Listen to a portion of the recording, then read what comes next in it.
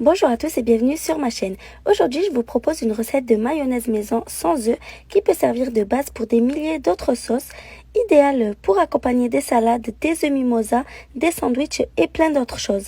Elle est super onctueuse, crémeuse et ferme à la fois et vous allez voir, elle a vraiment le même goût que la mayonnaise vendue dans le commerce. C'est parti!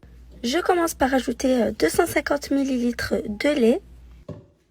J'ajoute à ça 60 g de fromage à la crème. Vous pouvez ajouter du Philadelphia, de la vache qui rit, n'importe quel fromage à la crème. C'est un peu le fromage qui remplace les œufs dans la recette, on va dire.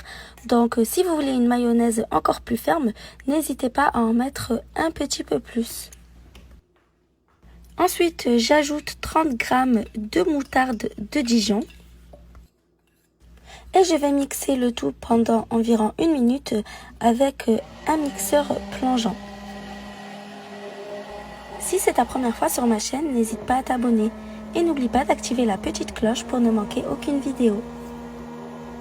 Vous pouvez aussi faire la recette au fouet manuel ou alors avec la fourchette. Il faudra simplement battre énergiquement et je vous conseille d'opter pour un récipient plus haut que large comme celui que j'utilise pour ménager vos efforts.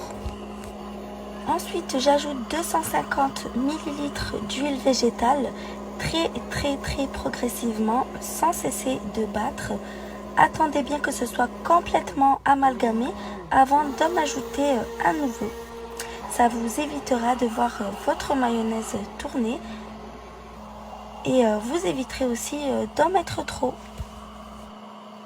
C'est vraiment la recette parfaite si vous n'avez plus d'œufs ou tout simplement si vous êtes intolérant.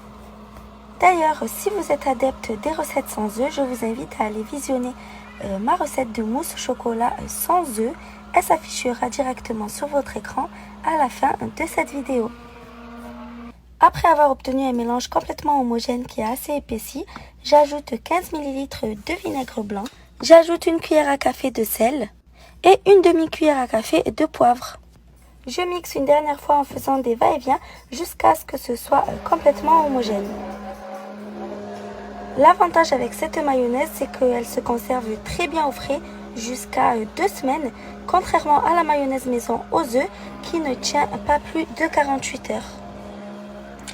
On met la mayonnaise au frais minimum 1 heure avant de s'en servir pour qu'elle se raffermisse. Dites-moi dans les commentaires si vous voulez voir toutes les différentes sauces qu'on peut réaliser à partir de cette base de mayonnaise pour vous donner des idées. J'espère que la recette vous a plu. Si c'est le cas, n'oubliez pas de commenter, de liker et de partager. À bientôt!